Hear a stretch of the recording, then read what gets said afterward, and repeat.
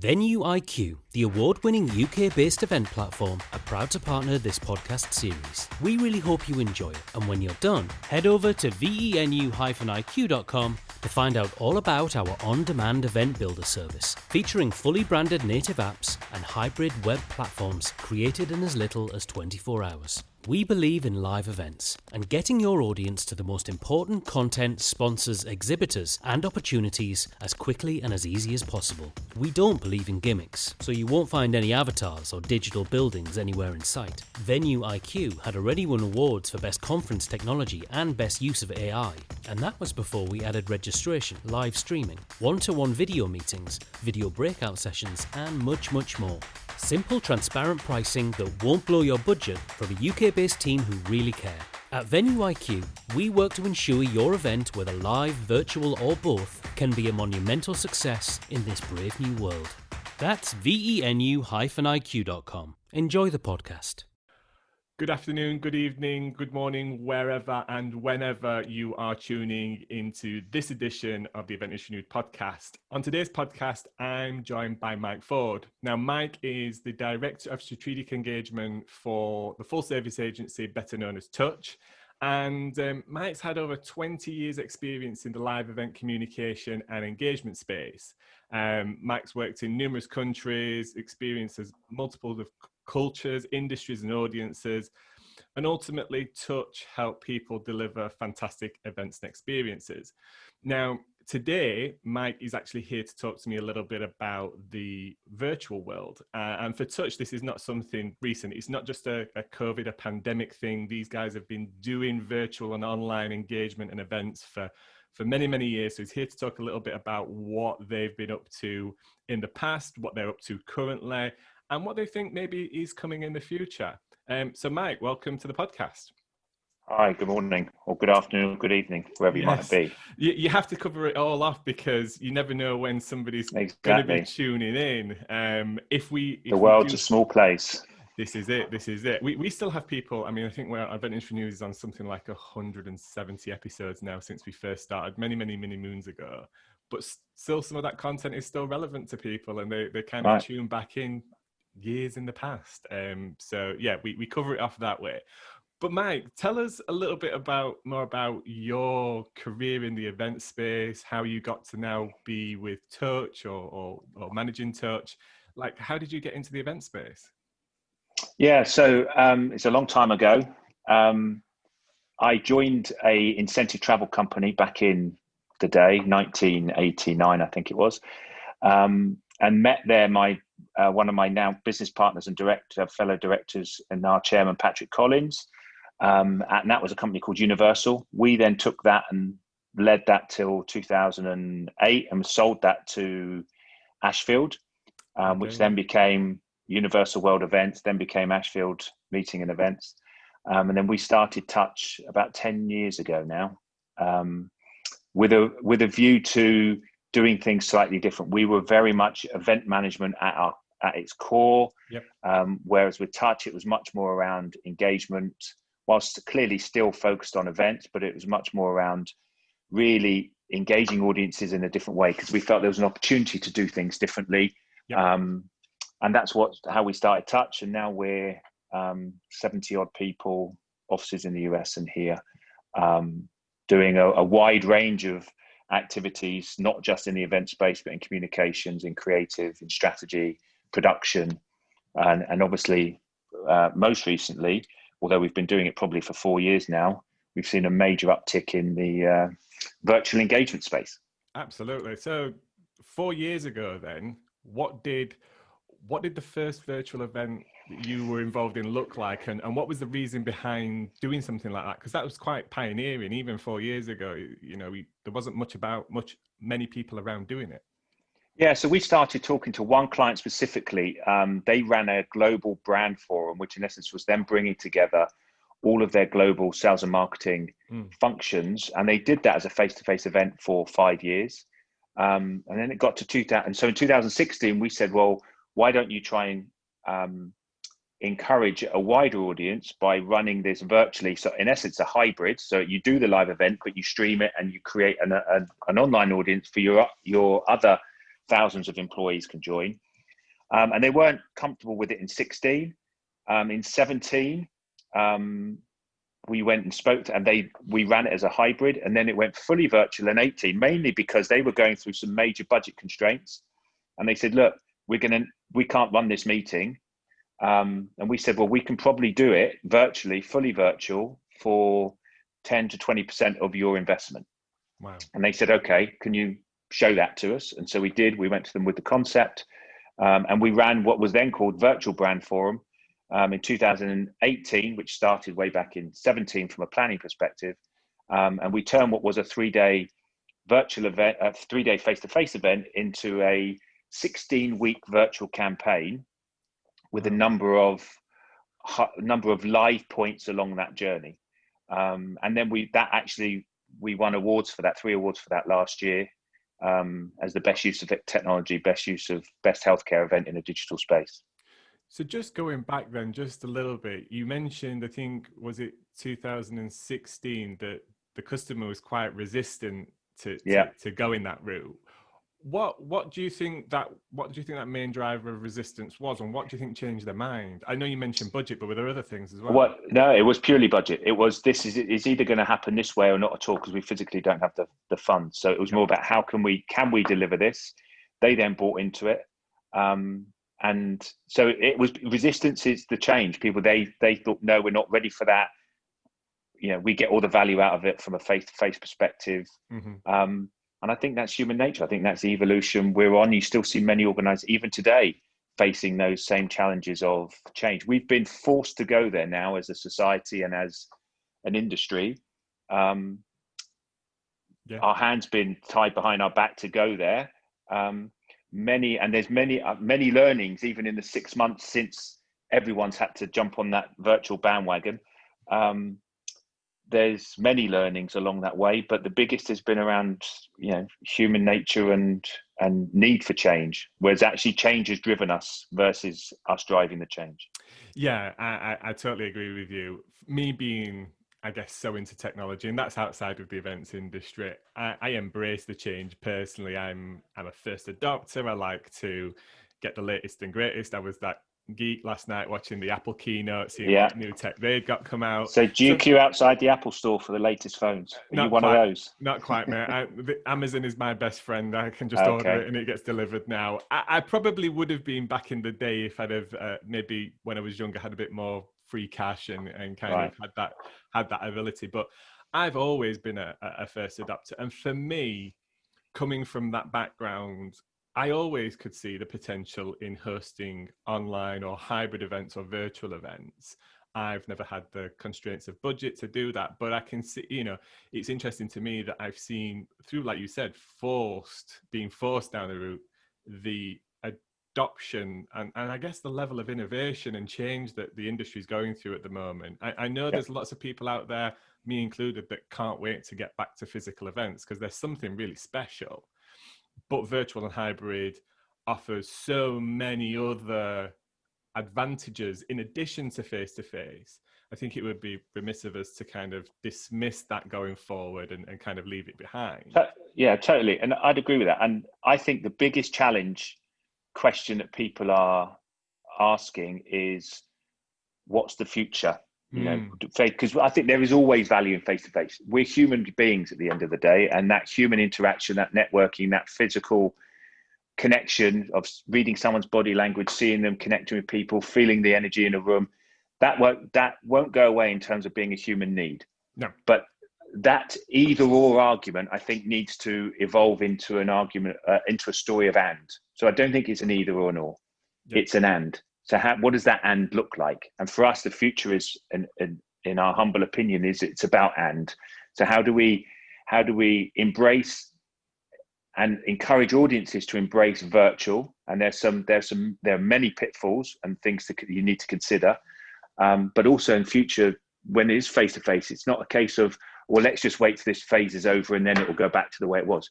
In my opinion, it won't go back to the way it was. There's so many benefits of the virtual and digital engagement, if you get it right, that can complement the face-to-face. So the model in terms of how you strategically deploy a budget, a campaign, a need to get an audience together. The way you strategically deploy it won't be well, let's do it face to face or let's do it virtual. There's an opportunity to do either or, but the and in the middle. I'd love to quiz you some more on that strategy and some of the benefits and the outcomes and the learnings, because I think, I know many people that listen to this podcast and that are reading Event Industry News at the moment are now at a phase where they're kind of going, okay, we need to have real world experiences. So I'll come back onto that. But what do you see as the major change since that first event 4 years ago to what you're delivering now? Do they look the same? Are they different in ways? I think they look very different. In strategically, the way you deploy them now is very different. And I'll give you an example. So back then, when we've had that first conversation with a client, and even early days of COVID, in terms of people, I don't necessarily like the word, but pivoting to virtual. Yep. They were looking at I was planning on doing this event. How do I replicate that in a virtual space? Mm-hmm. And so the first initial deployment of virtual was, I've got this 2-day event for internal teams. I've got this 2-day customer event, or there's this association congress, or there's this trade show. I'm going to replicate that in a virtual world. So they've gone from an event physical to an event virtual. That was the initial move, and that is still happening today. Yeah. But the conversations moved on to saying, actually, in a virtual world, I can engage people in a very different way. So why do I need to run a 2-day event as a one-off event? Why can't I run that as a series of 8 1-hour sessions versus a full 2-day event? So and then they're thinking, okay, so how can I engage this audience for longer, earlier, and deeper? So actually, do I need a different kind of strategy here, more of a communications and more of an engagement strategy versus an event strategy that says, well, I can create continuous conversation. So we've had one client, a financial services client, who have taken what were 2 advisory council activities. So there's a group of 50 merchants, big ticket customers, who they would normally engage twice a year in an advisory council meeting. Instead of running those as 2 events, they're now looking at running an ongoing engagement camp where they do something every month for a couple of hours. Mm-hmm. And that might be a new keynote speaker. That might be an update from some of the merchants feeding back in. So it's deployed in a very different way. So there's much more enterprise-wide conversations going on versus event-by-event conversations going on. And that, for us, has been the biggest strategic journey that we're seeing clients go on. So to me, one of the biggest benefits there, thinking about myself, if I was engaging with that event, events are quite big commitments. Generally, they're hosted in nice places, which might mean that you need to travel to them. So there's a big commitment there in time. And sometimes, depending on who you're trying to get as well, trying to get those people to that place for that amount of time it's one of the biggest challenges around events, right? It's getting the audience to commit to it and invest the time. But for me, delivering an event as a strategy like that, you create multiple moments in time which are a little bit easier to commit to, manage around other commitments, your day work, your role, your job, your business, and almost, I would imagine, a lot easier to digest as well, because we all know conference fatigue, don't we? We start off fresh in the morning, we have that carb heavy lunch, and then by mid-afternoon we're all ready to kind of slump in our chairs and relax, and it all starts to go a bit fuzzy towards the end of the day. So would you agree with that, and are there other things that you see as benefits to delivering an event that way? Yeah, and totally agree with that. And I think and using your analogy of the lunch and the post carb, actually we have a phrase of it has to be snackable, and that people will only engage virtually, so in front of a computer or on a device. They'll only engage for a certain amount of time. And by engaged, we mean being fully engaged, i.e. really engaged in the content, asking questions, navigating the platform, portals, really engaged in the narrative for a snackable amount of time. If you had a keynote or a session which was 4 hours, replicating that into a 4-hour session online, well, with all due respect, you're not going to get the same level of engagement. So you have to engage in a different way. So we try and avoid any keynote presentation be any longer than 30 minutes, because you've got a 2-hour window in essence, really, of people's attention before they're going to go and do something else. The dog's going to be barking, or someone's going to be at the front door, or they need to go because they've got another call to go on, or another Microsoft Teams, or another Zoom call. So you need to recognize people are in a completely different environment than being in, let's say, a captive audience in a physical room. So you have to deploy your event strategy in a very different way. And that's the piece which has been the biggest learning for customers. And that's the other piece is most organizations have been delivering face-to-face events, whether using agencies or doing it direct, or they've been doing it for a number of years. And so there's experience on both sides of between the venue, between the client, between the agencies involved, third parties, there's experience all around. In a virtual world, there's a lack of experience. So to some extent, is it blind leading the blind? The customers don't know what they don't know. How many agencies really understand how people engage in a virtual world? So who's leading the conversation? So that for us is really critical, because you have to guide your clients through that strategic deployment. It isn't as simple as, although they might think it is, picking up what is a 8-hour event or a 2-day event and replicating that in a virtual world. It doesn't work that way. So that for us is one of the biggest. I think that's been one of the biggest pitfalls I've seen, because it has the word event around it. We've automatically assumed that we can replicate what we do online. And you're so Exactly. right. I mean, let's look at social media. Let's look at the length of Netflix podcasts. They all, are created this environment which is small, short, sharp to point, and it has this dopamine effect on the brain, which you keep getting rewarded. That's why things like TikTok, which are maximum 60 seconds, works so well, because it's the next bit of content, that change in direction or tempo or speaker or session or whatever just keeps people kind of still there. And we're doing that with one of our shows, Event Tech Live, in November. I don't think we've got any session longer planned than about 25 minutes at the moment, because for me, the way that I engage, that drop off happens really quickly. And it's my attention span. It's not necessarily even the speaker or the content. It's just my own mental kind of focus that starts to drift. Start to think about other things, and have I got an email? What's that WhatsApp that's just come through, and that kind of stuff. And that still happens in the virtual world, doesn't it? Even more so in some circumstances. Yeah. And I think we're challenged with one of the biggest challenges is we're coming up against Zoom fatigue. So where people are working remotely from home more and more regularly now, and have been for the last 6 months, we're competing with that as the next stage, which the audience have either been engaged with before they come to your session or after. So how do you differentiate? So many companies, in fact, I'll give you, I won't say who it is, but a live example this week. There's a 4-day, and we're not involved in running this European-wide event, being run on Microsoft Teams with a country-specific meeting 1 day in the middle. Okay. 4 days of Microsoft Teams for 6 hours a day. Who thought that up? Really? That you're not going to get the level of engagement. Now, that 1 day in between for the UK business, we're running that in a completely different way. And that is today, that's going live today, being run with virtual studios, games, interactive content on the platform, because people don't just want to sit on Microsoft Teams for 4 hours or 6 hours for 4 hours, 4 days a week. They don't want to do it because they're doing it so you're not differentiating your content from anybody else's, however good the content is. I don't know what you think as well, but there was a really interesting tweet by somebody this morning that I follow, and I think this is one of the bigger challenges coming up. He mentioned that he traveled an hour into work to do 8 hours of back-to-back Zoom calls.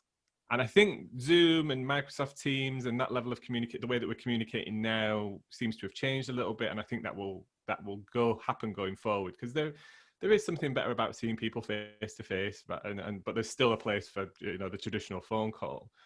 But I think the bigger challenge for us then as event organizers or event owners is then to add to that with the delivery of our content and ask them to put that into the mix. Will add to that fatigue as well in that environment. Then not only are people doing Zoom calls, but they're also at work engaging, trying to tune into a session or event or a company-wide sales kickoff or something like that.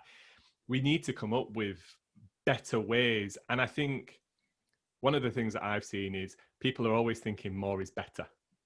And I don't necessarily Exactly. know if that's the truth. No, I totally agree. It's not. I think to some extent less is more. That's why. How do you turn an 8-hour agenda into a 2-hour session?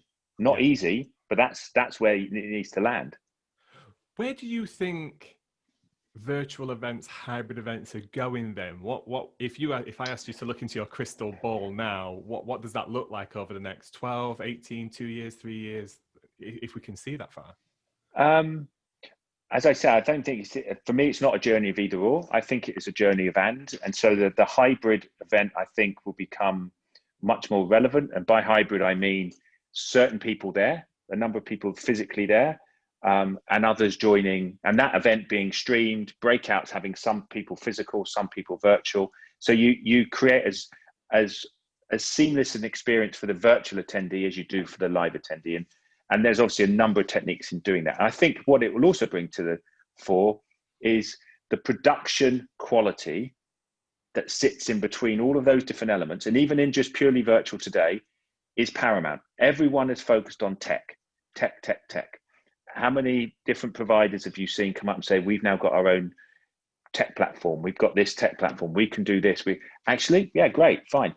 There's lots of technology out there. Your technology will always evolve and is moving very rapidly. There's 2D platforms, there's 3D immersive platforms upon which you can hold your events, which are great, and they're critical enablers, absolutely. But they're not the sole answer. So the future for me, and it's relevant today, and I think it will just become more and more relevant, is the engagement strategy. So how do you take what was a square box of an event over here and put it into a circle? Because I'm not sure that actually it works, and therefore what is the strategy? How do you do that?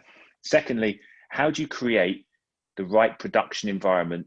In essence, to some extent, our role becomes we're almost creating TV shows. I couldn't agree with you more. Right. Yeah. So our production values, our creativity in the way we create the environment, the way we create the narrative, the content, the stories, how we enable people to collaborate with each other, all of those production values become straight to the fore. And for those companies who let's say were event management agencies, that's a tough journey, right? Because that isn't necessarily their background. Absolutely. I couldn't agree with you more on that fact. And, to the tech platforms have done a fantastic job either adopting, pivoting, delivering, changing, innovating to ultimately give as many bells and whistles to an organizer, depending on what, or a brand owner, depending on what they want to achieve, right? And they will forever evolve, just the way that we mentioned it earlier. Apple is evolving and iterating on their technology. But the tech platforms are kind of like that. Some people will like Apple, some people will like Samsung, some people will want a 57-inch screen, some people want a smaller screen. That really comes down to personal preference. For me, what's really important is actually, and my advice to anybody listening to this podcast, is if you're looking at tech, also interview the tech providers as if they were an extension of your team, because you're an extension of their team as Touch and your AV teams and your technicians and producers and all that kind of stuff. But the tech platform also needs to bear in that. And I agree with you on the production. For me, the biggest money, the biggest investment is going to be on increasing the production value and the quality of that. Again, to mention Apple, I am such an Apple fanboy. To mention Apple again, again online on social, most of the comments were around the production value and the quality of even simple things that we don't think about as event organizers, like lighting and scenes and sets and all these kind of things. But that makes it so much more enjoyable to the audience when that thought and level of detail. So I wonder if, who will be the first person to kind of rope Steven Spielberg into their event or something like that. Maybe we'll see famous directors getting involved.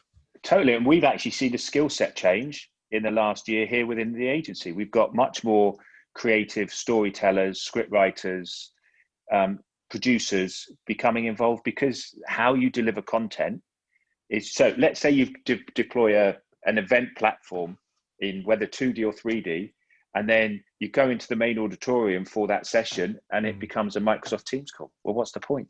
Yeah. It's no, why would you do that?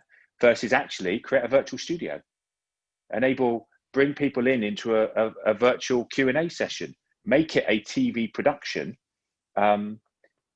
That's where for us, that's where the differentiator is. Or well, one of the key differentiators is in recognizing those production values. Quite interesting, just on this story of the value of tech.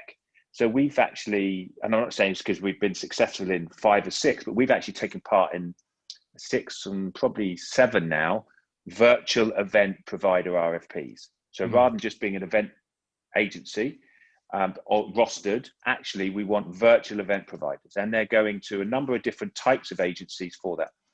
We've been successful in all of those, and we have no technology.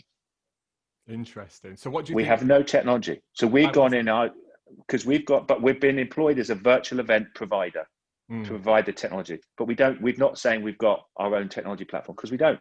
We've gone in and saying we're technology, to some extent, technology agnostic, technology independent.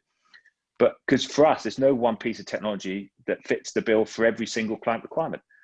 What we bring to the table is we have a whole host of licensed products which we use. Yep.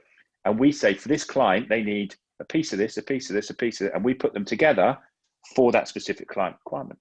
And we've been successful in, I think, 5 of those 7 to date RFPs. But actually, the core part of that RFP is we're looking for a technology provider, but we actually don't have any technology yet. We're still winning and being very transparent about that.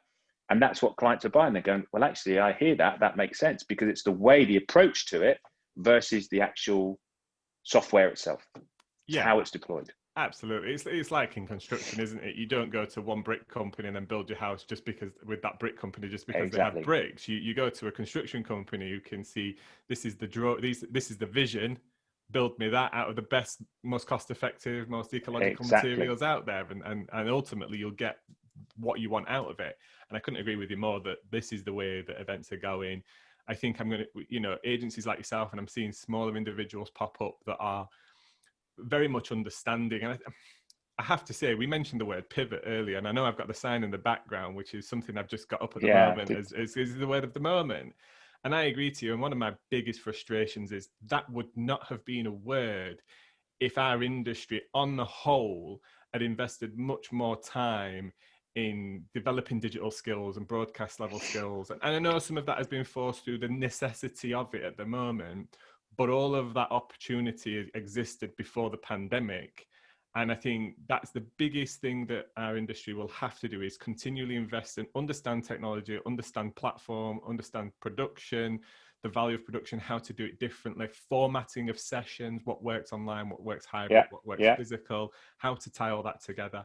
And as long as our industry invests in all of that at company level as individuals, we will be so much stronger and in such a much better position should something like this happen in the future, that we're not pivoting, we're just producing, and we would just continue to go on, Exactly. That's the way that I see it.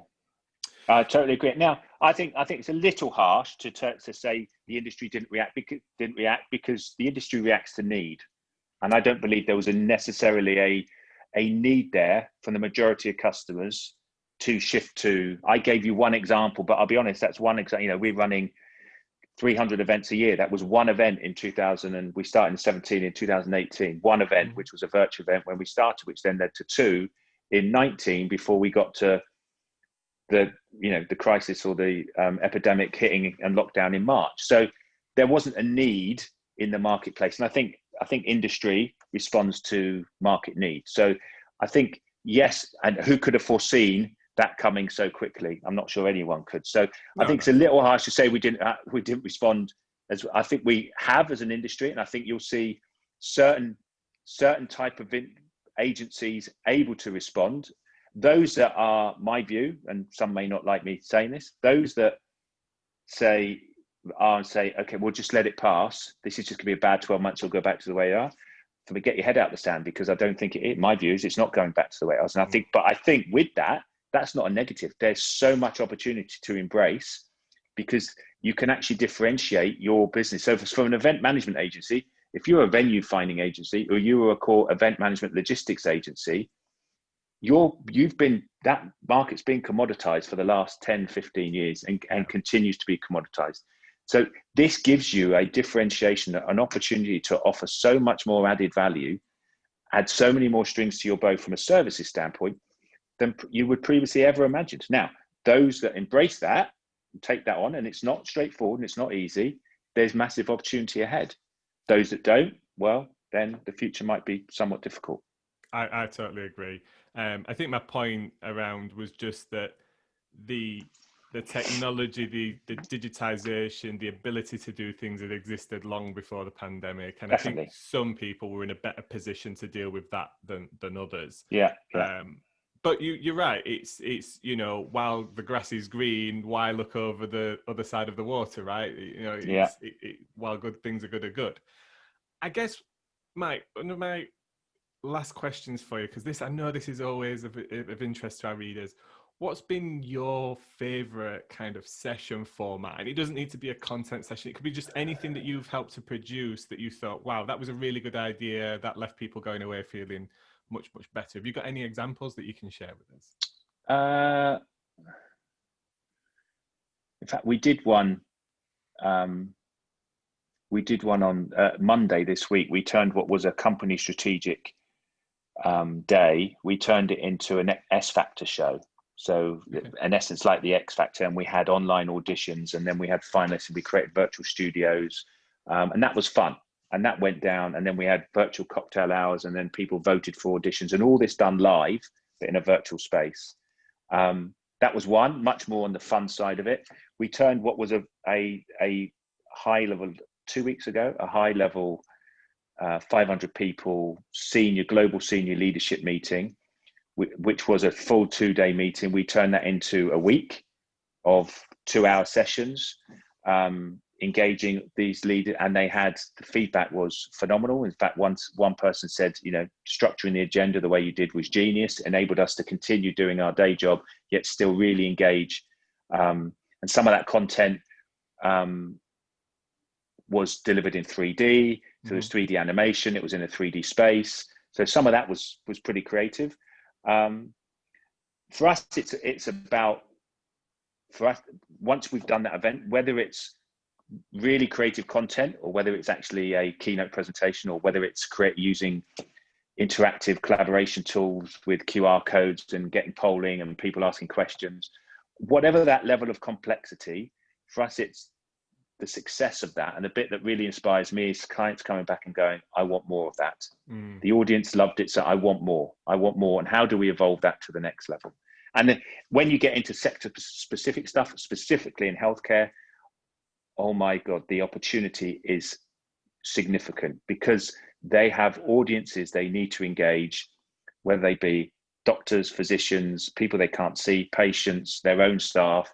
The opportunity is significant.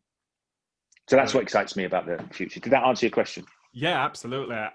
For me, what I've seen, and we are already a creative sector, that's what we do, isn't it? We take somebody's imagination and we make it real and make people feel amazing about an event, a brand, an experience, whatever. But interestingly, virtual or hybrid offerings have allowed us to take that even further and create more opportunity around doing things that might not necessarily have sat well within such a confined time frame of, let's say, a 2-day sales event or a 2-day conference for an organizer. Allowing them to kind of spread their wings a little bit has allowed maybe now talent shows and cocktail hours, and I've seen DJs and all kinds of things kind of thrown in there into the mix for engagement, which is the right thing. But I would have never seen all of that, I don't think, take place as part of a physical event because budget, time, all those kind of things just stifle it, right?